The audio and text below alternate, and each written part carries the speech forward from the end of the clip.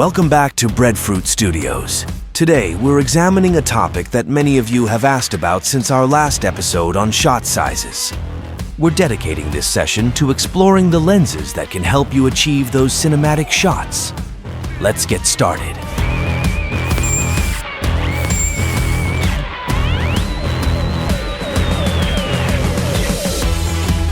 I'm done.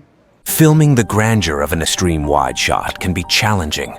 It requires embracing the entirety of a scene, capturing a vast expanse of scenery, showcasing the environment and setting, and placing characters or objects within the frame.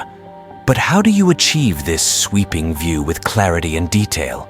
It would be best if you had an ultra-wide-angle lens.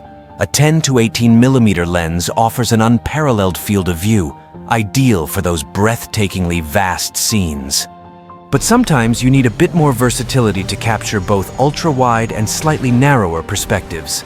So the 16 to 35 millimeter lens is the perfect tool, providing flexibility without swapping lenses. Wide-angle shots need to minimize distortion while maintaining a broad field of view, but standard lenses often struggle with this balance. So, lenses like the 24 millimeter and 28 millimeter step in.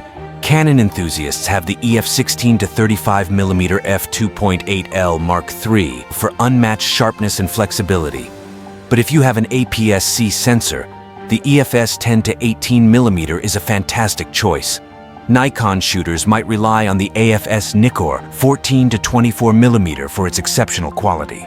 But for a wider view with image stabilization, the AF-PDX Nikkor 10 to 20 millimeter is ideal. Sony users have the FE 16 to 35 millimeter f2.8 GM for full-frame cameras. But if you're using an APS-C sensor, then the E10 to 18 millimeter f4 OSS offers excellent coverage. And what if you prefer third-party options? The Sigma 14 to 24 millimeter ART and Tamron 17 to 28 millimeter deliver superb performance across various mounts. Capturing the essence of a scene sometimes requires a more grounded approach. You need a lens that can replicate what the human eye naturally sees. But how do you achieve this level of realism while maintaining flexibility and detail? The standard lens 35 to 50 millimeter gives you just that. It's ideal for maintaining intimacy and simplicity in scenes, akin to The Godfather, which was predominantly shot on a standard 40 millimeter lens. These lenses offer a natural field of view, perfect for capturing scenes as they appear to the human eye, providing clarity and realism. They allow the audience to focus on the characters and their interactions, creating an intimate and engaging experience. But it's not just about capturing conversations. Standard lenses are versatile for various scenes. In Forrest Gump, the standard lens captures the serene beauty of the park, providing a balanced view that draws the audience into the moment without distraction. But standard lenses can sometimes struggle in low light conditions. So you choose a lens with a fast aperture like an f1.4 or f1.8. This allows for excellent performance in low light, like the candlelit scene from Kubrick's Barry Lyndon, and the ability to create a beautiful bokeh effect, isolating your subject against a softly blurred background. Canon users might opt for the EF 50 mm of 1.4 USM for its sharpness and fast aperture. But what if you need a more budget-friendly option? The EF 50 mm f1.8 STM becomes a popular choice.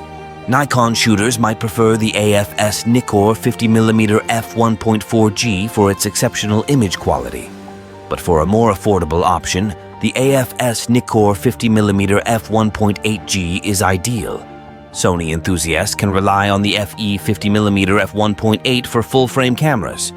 But what if you're using an APS-C sensor? The E35 mm f1.8 OSS offers excellent coverage. And what if you prefer third-party options? So, lenses like the Sigma 50 mm f1.4 ART and Tamron 45 mm f1.8 provide superb performance across various mounts. Now, Sigma has just released its first Canon RF lens. The new Sigma 18 to 50 mm f2.8 lens is designed specifically for Canon's APS-C RF mount mirrorless cameras like the EOS R7 and R10, with an equivalent full-frame focal length of 24 to 75 millimeter. Capturing the smallest details can convey the deepest emotions. You need an extreme close-up to reveal what often goes unnoticed. But how do you achieve such incredible detail and intimacy without losing clarity?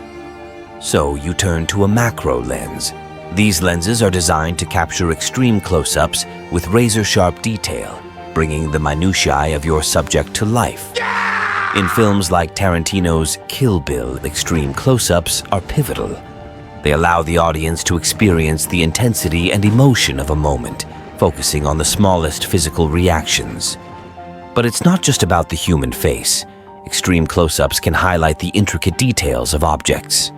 In Blade Runner 2049, extreme close-ups capture the delicate intricacies of nature and technology, immersing the audience in a world where every detail tells a story. However, achieving these shots requires precision and stability. So you use tools like tripods and focus rails to ensure your extreme close-ups are sharp and steady. Even the slightest movement can blur your image, so stability is key. Canon users might choose the EF 100mm f2.8L macro for its sharpness and image stabilization. Nikon shooters might prefer the AF SVR Micro Nikkor 105mm f2.8 GIFED for its exceptional image quality.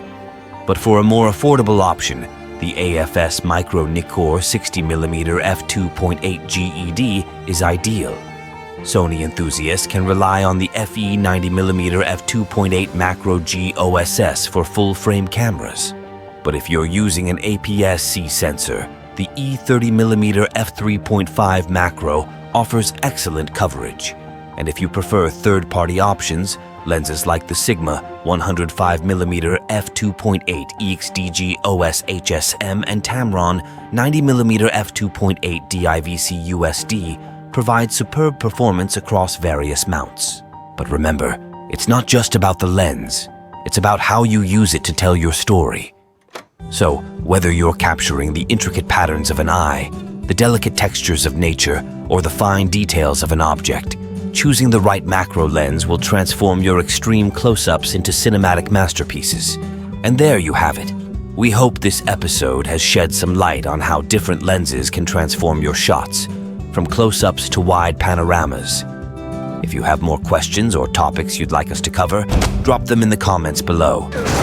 Don't forget to hit the like button, subscribe to Breadfruit Studios, and click the bell icon to never miss an update. Until next time, happy filming.